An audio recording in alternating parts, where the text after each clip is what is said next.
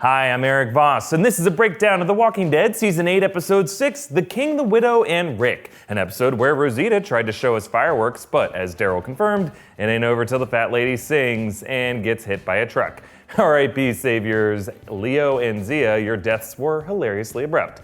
As always, this episode left us with some mysteries, interesting details connecting to past episodes, and possible subtle foreshadowings of future events. So let's break it all down, starting with our big question, brought to us by Eddie on Twitter.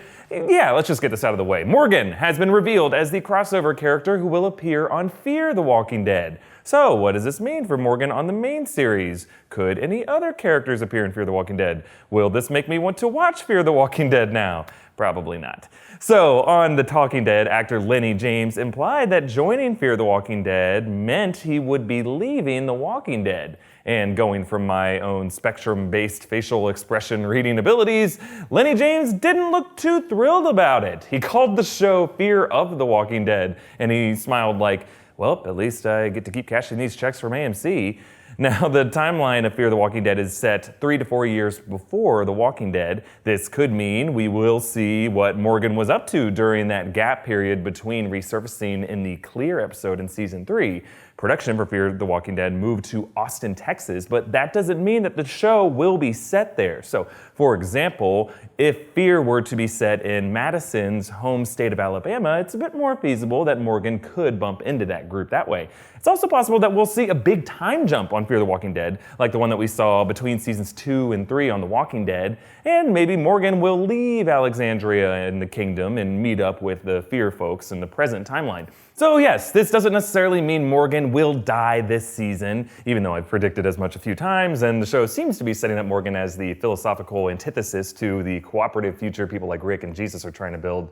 The writers say Morgan has lots of story left on The Walking Dead. We'll see if that lots of story fills more than 2 episodes. And like many of you, I was hoping Fear's relocation to Texas might mean we would see crossovers from characters who were in Texas 3 to 4 years earlier in the timeline, like Abraham, Eugene, and Rosita, who, yeah, could actually make me want to watch Fear the Walking Dead. But Morgan appearing on Fear doesn't exclude those cameos either, like maybe AMC intends to do that and they just want to keep it as a surprise. Overall, I believe we're headed toward an eventual merging of the 2 series. Considering ratings have been dipping, maybe AMC sees this as a way to combine the strengths of the 2 series, like on Survivor when they merged the tribes. Did they still do that? I haven't watched Survivor since that pirate season. Is that still even a show anymore? I don't know. But enough of this. Let's get to the real big question this week. To me, the most confusing thing that I'm surprised none of you asked about. Why the hell were Jadis and the other scavengers naked in that opening scene? Seriously, what was going on here? Are there scavengers closet nudist colony too? Or that hoodie, trench coat, and boots in the wash? I mean, trash people don't have laundry days, people. I feel like it's possible the nudity and the aprons were a nod to another iconic AMC series, Breaking Bad. In the pilot and throughout the show, Walter White stripped down to skivvies and an apron while cooking meth to keep the chemical fumes out of his clothes. Now, Jadis doesn't appear to be cooking meth here. She's actually making these weird wire trash sculptures. My buddy Scott Porch suggested that people who assemble bombs using chemicals might do something similar. Well, I couldn't find anything about that. I don't make bombs, Scott, but it got me thinking and it presents an interesting theory. So let's dive into this with theory time. Okay, let's look closely at this shot of Jadis. A few interesting things here. For one, notice she has 3 sculptures, a pig, a rooster, and it looks like those might have actually been ones that she assembled in the past. And now she's currently working on what looks like a tiger. Now remember, this episode is titled The King, the Widow, and Rick. And I think it's possible that these 3 sculptures apply to those 3 characters in reverse order. Ezekiel, the tiger, Maggie, the rooster, which could be a symbol for the agricultural society, and Rick as the pig, maybe connected to how Jadis sees him as sort of a pig for the slaughter, like how she threw him to Winston before last season. Or maybe it's a meta connection to Rick slaughtering those pigs outside the prison. Look, guys, this is theory time. I'm just like pulling strings here. There's also another nude apron scavenger, bringing Jadis some materials that we can't really see. Meanwhile, a few others are stripping parts and wires out of a car. So perhaps Jadis is packing these sculptures with chemical-based explosives, planning to deliver each of them to the 3 communities, kind of like Trojan horses that go boom boom. That might explain why later, when Rick enters the junkyard area, the sculptures have been tucked away, nowhere in sight. Now, of course, another way to look at these sculptures is just Jadis replacing what was stolen from her. Remember, back in Season 7, Rick swiped Jadis's cat sculpture after forming his shaky alliance with her. Let's actually go over all the other connections to past episodes in our segment, Callbacks. So, throughout this episode, Gregory calls Maggie Margaret. Now, this is a callback to Gregory intentionally calling Maggie by the wrong name during negotiations with her in Season 6 and 7. Of course, that all ended when Maggie punched him and demanded to be called Maggie Ree. Margaret is technically her name, and the closest Gregory can get to maintaining this dickish insubordination. Meanwhile, over at the Kingdom, Carol snaps at young Henry to stay away from her, trying to scare him by telling him that little kids who wander off in the woods turn into monsters. This is the same scare tactic Carol used on Sam in Season 5, warning this boy not to follow him or else the monsters will get him, which they did. Carol is haunted by the deaths of children around her, Sam in Season 5 and 6, Lizzie and Mika in Season 4, and of course, the first kid to wander off in the woods and turn into a monster, her own daughter Sophia. We learned this episode that Rick's Polaroids were indeed intended as proof for the Scavengers that the Saviors are in retreat. We saw him taking these Polaroids throughout Season 8, which also calls back the Saviors taking Polaroids of their victims in past seasons. Later this episode, we see Maggie fiddling with this pocket watch. This, of course, belonged to Glenn. It was an image that was on Stephen Yeun's title slide in previous seasons. Before that, this watch belonged to her father, Herschel. He passed it down to Glenn as a wedding gift, and now Maggie carries it as a token of the loved ones that she has lost, and a symbol of her resolve. Remember, this watch was the closing image of Season 7, as Maggie delivered a rousing war cry to avenge the deaths of Glenn and Abraham. So as Maggie considers what to do with these Savior captives and with Gregory, the fact that she's holding this watch tells us cold-hearted justice is a main thing on her mind. Then, when Carl finds Siddiq and recruits him, he remembers his mother and says, quote, "You gotta do what's right. It's hard to know what that is sometimes. Sometimes it isn't." Carl is directly quoting Laurie's final words to him in her dying breaths back in the prison in Season 3. "You gotta do what's right, baby. Promise me you'll always do what's right. It's so easy to do wrong in this world. So if it feels wrong, don't do it. If it feels easy, don't do it. Don't let the world spoil you.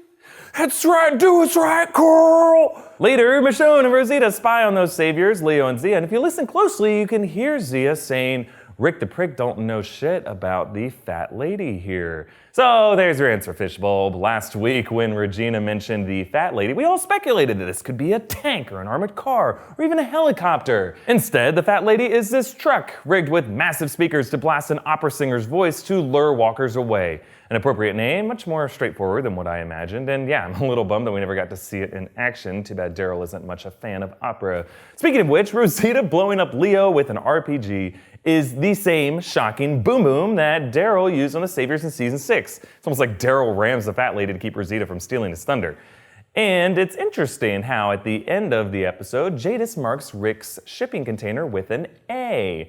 This seems like a callback to Terminus at the end of Season 4, when Rick and the others were held in a train car marked with that same letter A. Rick being trapped inside this container definitely feels like a "they screwed with the wrong people" moment. Except in this case, Rick kind of let himself get screwed with. Twice. Maybe Jadis writing A here means she could have been part of Terminus in the past. Just bear with me here. Maybe she used to know Gareth and she's a fellow cannibal who survived and started her own society of trash people. Or maybe she's a fellow Terminus prisoner and escapee who learned this letter-based captive system from Gareth and the other Terminus people, and Rick might be able to use that history to connect with her and form an actual alliance. We'll see. This episode connected with the comics in two interesting ways, so let's review those in our segment, well, in the comics. So the first comic connection is the introduction of the character Siddiq. In the comics, Siddiq shows up after these current events, way in the future, and personally speaking, he's not too exciting of a character. So I'm excited to see this apparently more thoughtful adaptation of the character. There is a second connection to the comics that might interest you if you have read the comics, but if you haven't and you don't want to get spoiled, don't worry. You can just skip to this time to completely avoid me discussing this and stay totally spoiler-free. Or if you don't care, you can just keep watching through this section, but any spoilers will be on you. Cool? Cool. Okay, while discussing options for what to do with these savior captives, Gregory makes an interesting suggestion to Maggie: build the gallows already. Now, Gregory might have just been trying to appeal to Maggie's frustration with Jesus for feeding the captives. After all, we just saw him kissing Negan's ass and saying he was his man. And we don't really know where Gregory stands either way. Obviously, he can't be trusted. But the fact that he mentions gallows could be some sneaky foreshadowing here. Because in the comics, way later, Maggie, after dealing with one shady betrayal after another from Gregory, decides enough is enough and makes an example of his treason. It is a huge moment for Maggie that weighs on her heavily. So if the show ends up going in that direction, Gregory's initial suggestion here to build these gallows could be super ironic. But let us move on from that and talk about the deeper meaning of this episode. How do all these characters' storylines fit together thematically? Okay, again, this episode is titled The King, the Widow, and Rick. Ezekiel, Maggie, and Rick, the leaders of the three communities who, according to orders from Negan, are not supposed to be killed. Now, what I find interesting about this episode is these three leaders butt heads with rivals to their leadership from within their own ranks. Carl summed up this challenge to authority to Siddiq earlier, saying, quote, "Sometimes kids have to find their own way to show their parents the way." Carl challenges his father's wariness of Siddiq, bringing Siddiq into the community after Rick tried to scare him off with warning shots in the season premiere.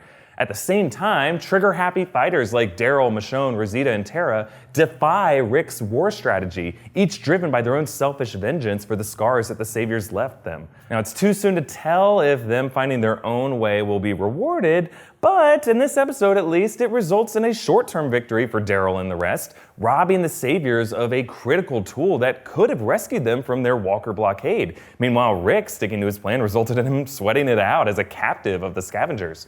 The king, Ezekiel, also faces a challenge from below, with Carol shaking him out of his post-defeat depression, but really it's the widow, Maggie, who proves to be the wisest of the three, appearing to heed the advice of both of her challengers. She concedes to Jesus' diplomatic solution by creating a humane prison for the Saviors, but she also accepts Gregory's more cutthroat solution by promising to Jesus to kill them eventually. And she, of course, turns that justice on Gregory as well, proving that among the challenged commanders of the King, the Widow, and Rick, the Widow ends up being the most decisive.